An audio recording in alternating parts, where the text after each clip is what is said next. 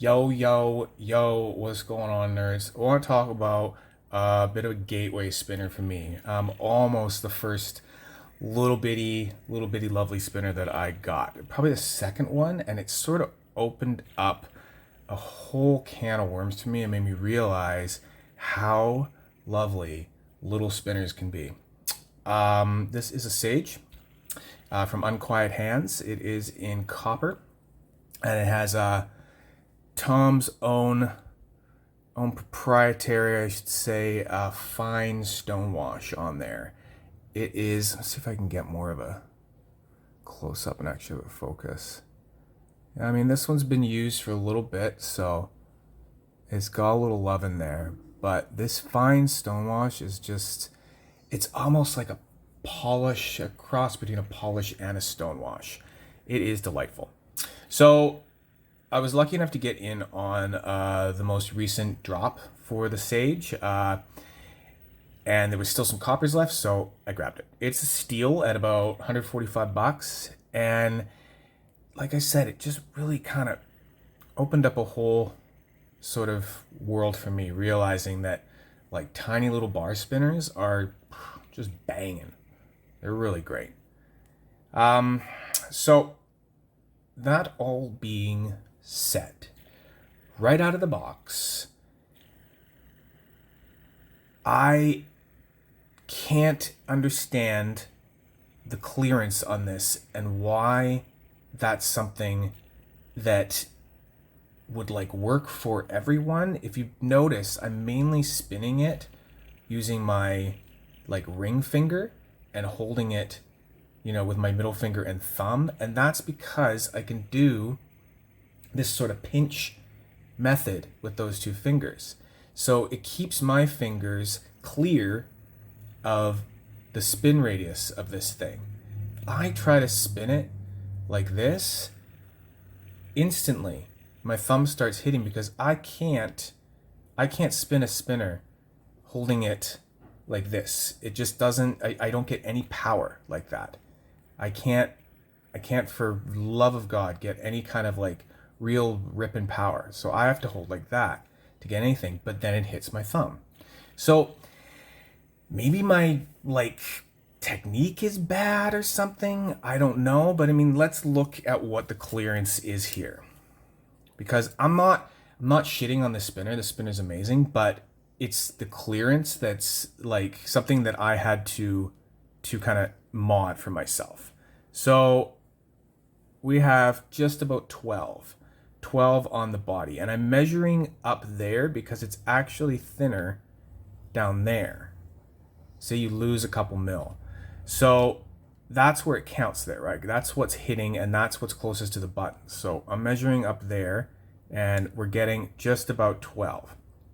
So what do the buttons, how high do those sit? So we have 13.67. So what was it, 11.86. So let's just do this the other way. We'll go 13.67. So turn my screen on and got a calculator. So we got 13.67, and we want to minus the 11.8485. 11.84 I think was coming up more, minus 11.84. That equals 1.83. So the buttons are 1.83 thicker than that part of the body, but that's divided by 2 because it's just the clearance on either side there. So we divide that by 2, and you're getting like barely a millimeter of clearance for your fingers to go around. Now, I understand the idea of like a very, close, minimalistic design like that and how that looks good. But if it's hitting my hands, I just can't seem to deal with it, right? So I don't know, maybe like I have huge hands? I don't know, actually. How big are my hands? What we got here? It doesn't even really fit. It's a fucking I don't even know how to measure hands. 7.5 maybe, palm and the finger. How big are big hands? What's a big hand? Average male hand size. Hand length. 7.6 inches. They're average. 7 point. They're below average. Yeah. It's 0.6 inches. So you take clear, and then you got 7.6. You take away the 7, and then I'll just times that by 16 to get the 16ths. So basically 10/16, and 10/16 is that's 5/8. So yeah, they're usually about 7 5/8. So kind of looks like I'm like an 8th under, maybe. I don't know. Hands come in all different shapes and sizes. The average length of an adult male's hand is 7.6 inches, measured from the tip of the longest finger to the crease under the palm. To that. Maybe I am exactly average. Very average guy. Wow. I think I'm average. So if I'm totally average on the hand length, I don't know what's going on there. I don't know what's happening, but yeah, that's like literally my one qualm about this thing, is that it seems to me that the way it's designed is that it is a spinner to spin like this. But you see other people spinning it the other way, you see people spin stuff everywhere, right? So that all being said, it's all fine and well and good. I love this thing. It's banging, it's busting. It's just such a great little spinner. So all it needed for me was a little bit of a shim job. So what I did was I opened this up, and then I realized, these buttons, the way that these buttons are designed, this is what Unquiet Hands calls dedicated threading. I love that term. I think that's so cool. When I heard that, I was like, yeah, dedicated threading. That's cool. Anyway, so that's dedicated threading, and that means that the what would usually be like a set screw or a grub screw going into the button is just not there. It's all one piece. Okay, so pretty cool machining on that part to have it all one piece. But what it does is it means that you can't shim anything. There's nothing to get on both sides. So if I have a couple shims here. So if you put a shim on this side, sure, that works, right? And you can go like that, and then you've got your extra height on that side. But you now can't shim it on this side. You might think you could, really, but you're not getting quite the depth you can in there, because you can't put a longer set screw in. So you can do, I'm gonna kick myself if this actually works, but it doesn't. I know it doesn't, it can't work. Yeah, so it can't work. Can't get it in there. And the reason is that like this side's got something for the ring to go around. This side don't got nothing. It's all loosey around like that, okay? So it doesn't work.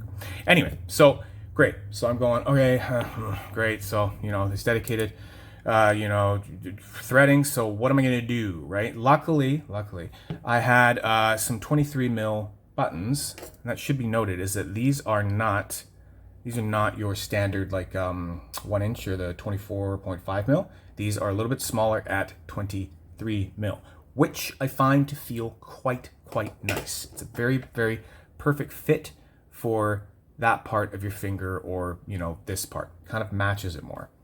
So I was lucky to have a tungsten dune, and I was not using its buttons, and it has 23 mil buttons, and it is it changed everything for me. It's fantastic that way.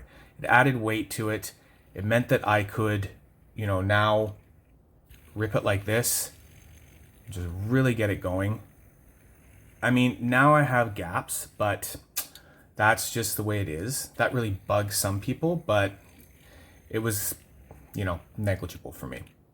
So yeah, that worked for a very long time, and I love it. It's great. It's a smoothing. It's a soothing, calming sort of spinner, I find, in small spinners. It's you can, switch back and forth from, flicking it that way and flicking it that way. And it's not like it's this like crazy, gyro effect going on because its arms aren't as long, right? And it's just like you can be stealthy with it, have it just like kind of hidden in your hand. I think it was at a party one time, and spinning it kind of like this sort of thing, and no one had any idea that I had a fidget toy the entire time. So there's that really wonderful thing about it. It's just there, but it's not so there that it's like, now I'm spinning a spinner. Watch this, right? It's just, you just spin a spinner. You can even lie there like on the couch kind of thing and just like, I love it when it's just propped up on your thumb like that, and you're like sitting back and you can just like kind of think with it, just have it right there and just be thinking, like right at your face, and then you can listen to it too. Just get that nice little whir going. It's perfect that way. Just great thing about small spinners, just this. But then I managed to land the tungsten sage. And this is not about the tungsten sage. That's another video. We're not going to talk about tungsten sage. But we are going to talk about its grips momentarily. So these are the tungsten sage grips. And voila. We now have moved away from dedicated threading. And it's just your regular kind of threading like that. I don't even know what you'd call that. Set screw threading, or I don't know if there's a name on that. Someone should coin this. So yeah, I was able to go, okay, great. Oh, good. Now I can have the buttons for like a sage, but in tungsten, nice heavy center, and now they're shimmed. So now I'm here with it. And these buttons, these just look better than the, these are a little boring looking. They got a great bowl in there, so it does feel good. But these have a fucking great bowl too. It's so comfy. This is like an all day kind of spin experience. I am a big fan.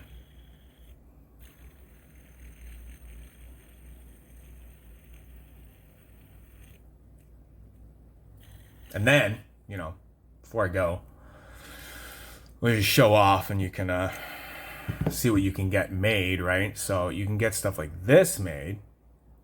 This is from Solly at NJT. And yeah, this is Zircuti, and he surprised me. I didn't even want to know the finish, and I don't know what he did, but it's so good.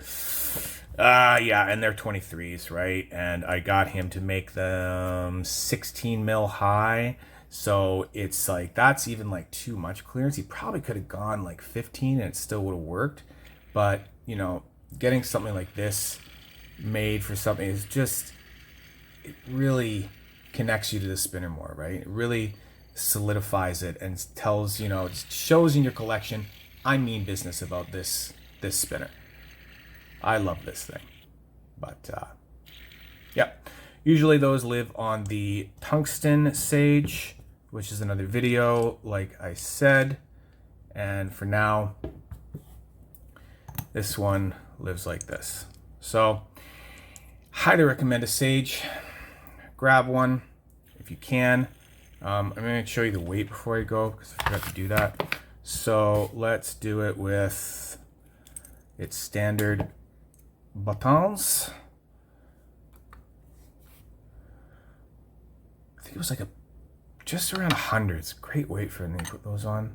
Oh, 80. Okay, yeah, it's 80. It's under 100, but it's just, I don't know. It's just there's substantial weight there. You feel it, right? And then maybe I'm thinking of the tungsten. So when you throw the tungsten ones on there, like just right around 100. That's a great calm weight, right? So yeah, there we go. That is the copper sage from Unquiet Hands with a fine stonewash. Tom's own special fine stonewash. I give a big thumbs up. I would just like to see all of the dedicated threading ones become non-dedicated threading, so people can shim. I want people to have that option, because if I didn't have something like that, it probably would have killed it for me. It wouldn't have been as fun, and I wouldn't have picked it up as much. But yeah, it's just perfect like that. There we go. Thanks for watching, guys. Thanks for watching this video right now instead of all the videos on YouTube. That's pretty cool. Yeah, you're a nerd. And bye.